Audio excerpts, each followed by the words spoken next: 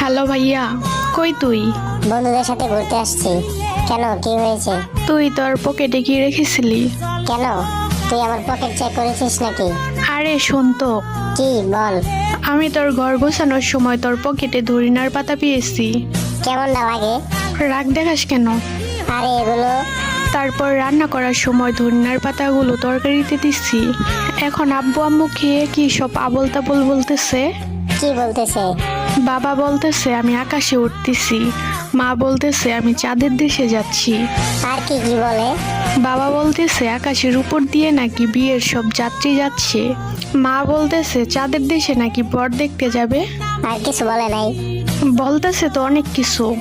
আচ্ছা, বাসায় কি তেঁতুল বা লেবু আছে? ফ্রিজে লেবু আছে। কেন, লেবু দিয়ে কি হবো?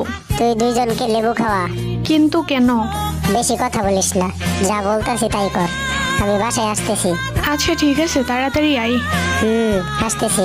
ওই ভাইয়া, তাড়াতাড়ি বাড়িতে আয়, আমারও জানি কেমন কেমন লাগে এখন। তুই ওই খাবার খাইছস নাকি? তোর সাথে কথা বলতে বলতে খাইলাম। কাম সারছে রে। আচ্ছা তুই লেবু খা, আমি আসতেছি।